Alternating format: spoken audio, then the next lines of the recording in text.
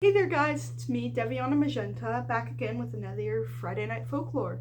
This one you've probably heard before, but you might not be super familiar with it, or maybe you're familiar with the Disney version, which is very different than what I'm going to be telling you. The version that I know is a little bit darker than the Disney version, shall we say, so maybe if you're younger than like 8, don't be watching this video. Alright, so here we go. Once upon a time, there was a young man and his wife, and the two were very much in love. And the wife became pregnant, and the man was overjoyed because they were expecting their first child. They'd never had a child before. But as the pregnancy went on, the woman became very, very sick, and she started to die. And one of the things that was ailing her is that she wouldn't eat anything. She couldn't keep it down, and the husband was trying all sorts of things. He would go to the store and buy delicacies from around the world to try to tempt her into eating, and none of it was working, none of it was tempting her. She couldn't eat any of it, she couldn't keep any of it down, and so she was just wasting away. But the wife kept asking him for the Rapunzel from the witch's garden next door. Now, next door lived this witch, and she had this garden that was walled in with these high walls, and in it grew all sorts of medicinal and magical plants. And Rapunzel is kind of a lettuce relative, which in these days was rumored to have medicinal properties, so that's where the name comes from. So the man keeps begging his wife to eat anything. She won't eat anything, but she's like, "Get me the Rapunzel from the witch's garden. I want the Rapunzel from the witch's garden." And so he's like, "Okay, I'll do it." And so that night he sneaks over to the witch's garden and he climbs over that tall wall, and he goes into the garden and he steals some Rapunzel, and he climbs back over the wall and brings it to his wife. And when she eats it, she seems to feel a bit better. And so the man is like, "Okay, it's working. The Rapunzel is working." So the next night, he sneaks back over that wall again and steals some more Rapunzel. And when he brings it to his wife, she's getting a little better again. But on the third night, when he's going there to steal the Rapunzel, as he's taking some, the witch is like, "Aha! I got you!" And he's like, "Oh, please don't turn me into a frog or anything. I need this Rapunzel, you don't understand." And the witch is like, You're stealing, I'm gonna turn you into a toad." And he's like, "No, please don't. I beg of you, my wife, she's pregnant and she's very sick. She can't eat anything other than this Rapunzel, and if I don't get it to her, she's going to die." And the witch is like, "Okay, well, what are you prepared to offer me for it?" And he's like, "I could offer you money." And the witch is like, no, that's not gonna cut it."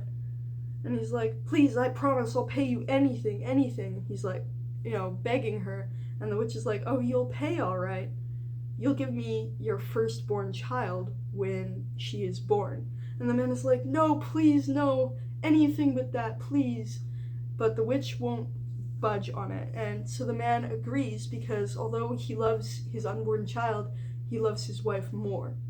And so when the baby girl is born, the witch comes and takes her away, and the man and the woman are pleading her like, "Please don't, please, we'll give you anything." But that's not what the witch wants. She wants the baby. So she takes this baby girl away, and she takes her to a tower in the woods. Now this tower is surrounded on all sides by thorny vines, and it's tall, it goes way, way up, and it's got one window at the top and no doors anywhere. So it's a very fortified tower, very hard to get into.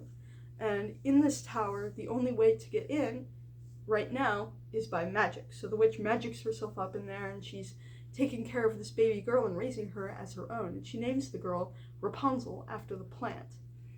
Now, as Rapunzel is growing up, her hair becomes very long and very strong. And so the witch, she becomes kind of lazy, and rather than using magic to get into the tower, she just calls out to Rapunzel, "Rapunzel, Rapunzel, let down your hair." And Rapunzel lets down her beautiful hair, and the witch climbs up it like a ladder, and that's how she gets into the tower now, because that's easier than magic. And Rapunzel was very, very lonely because a lot of times she was just left alone in this tower to her own devices all day long. And the witch was the only person she really knew, so she was just alone most of the time. So when she was alone, what she would do was she would go to the window and she would sing. And Rapunzel had an incredibly beautiful voice, so all of the creatures of the forest would know and listen to it, and all the birds would come and be her friends. And that was how she kept from being lonely, was she was friends with all these birds.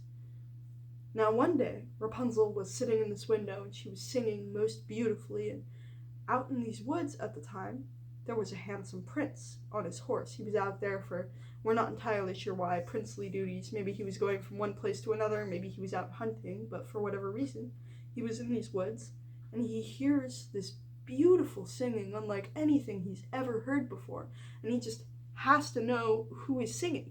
So he hops onto his horse and he rides onward towards the singing, but as he's coming closer to it, the singing stops. And so the prince decides to come back there the next day and listen again to see if the singing is again.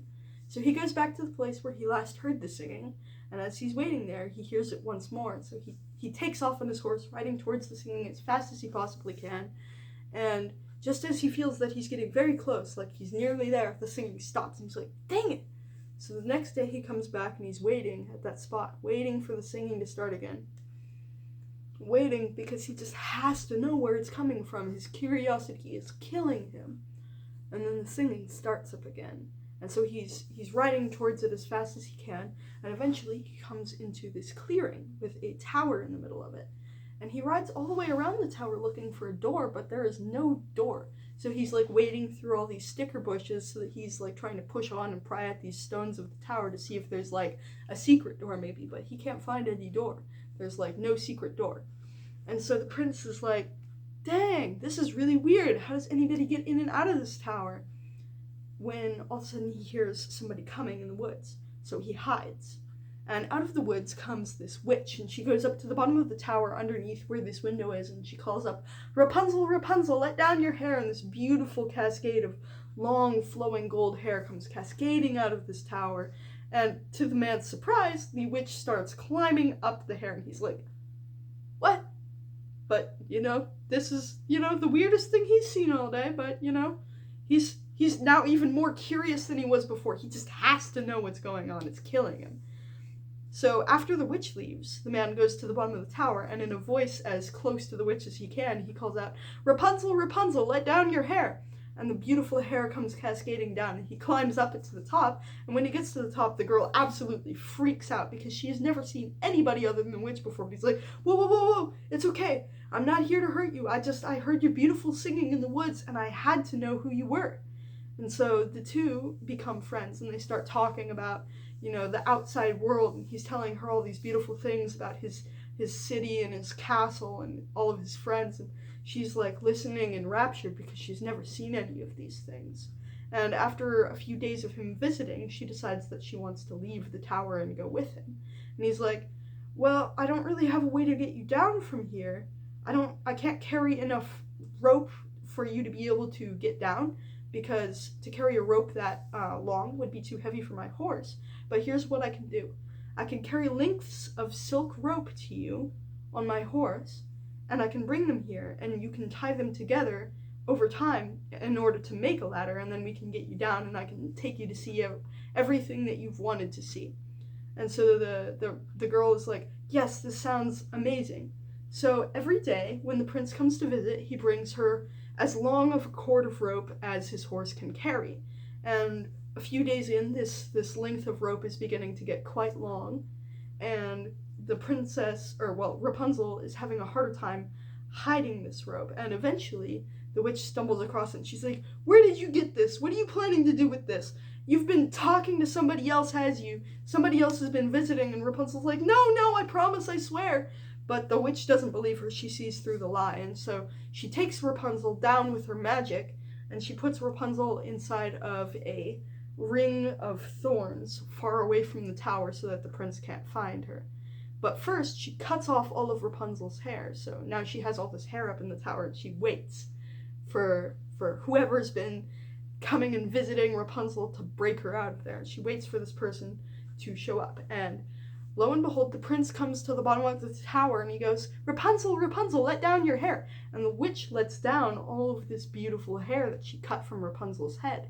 And the prince climbs to the top, but when he gets to the top, the prince goes, oh, who are you? And the witch goes, you're the one who's been visiting my Rapunzel, trying to take her away from me. And she shoves him out of the tower. He falls down, down, down. And fortunately, there's those bushes underneath, all those sticker vines, the thorns. And they save him from dying from the fall or breaking anything terrible, but they do put out his eyes. So now he can't see, and he's staggering around the forest blindly with no vision, and he can't see where he's going, but from the distance, he hears Rapunzel's beautiful singing, and he follows it to the source, and Rapunzel explains that, like, help, she put me in this ring of terrible thorn bushes, and I can't get out. Like, they're too sharp and too tall and too thick for me to escape. And so the prince goes, okay. And he takes his royal cloak off, like his cape, and puts it over the bushes. And it's a thick velvet, such that when you put weight on it, the thorns won't pierce. And so she climbs over the bushes on his cloak. And when she gets to the other side and sees the state of his eyes, she weeps for him, and her tears fall into his eyes, and they heal them. And now that he's got his sight back, the two go back to the tower where the witch is, and she's still out there, fuming, having a fit, because she's, like, just so mad that Rapunzel would want to leave, that she hasn't thought about what to do, and she hasn't pulled the hair back up. All that hair is still hanging down. So the two of them, they take the hair and they pull it down, and now the witch is trapped up in the tower. And the two of them ride off to the prince's kingdom, where they get married and live happily ever after. Hey guys, thanks for watching. That's Rapunzel. Hope you guys enjoyed. If you liked it, go ahead and put a like and a comment. Go ahead and comment what fairy tale you want to see me do next, because I know a whole bunch, and ones that I don't know, I would be happy to learn for you. Alright, goodbye.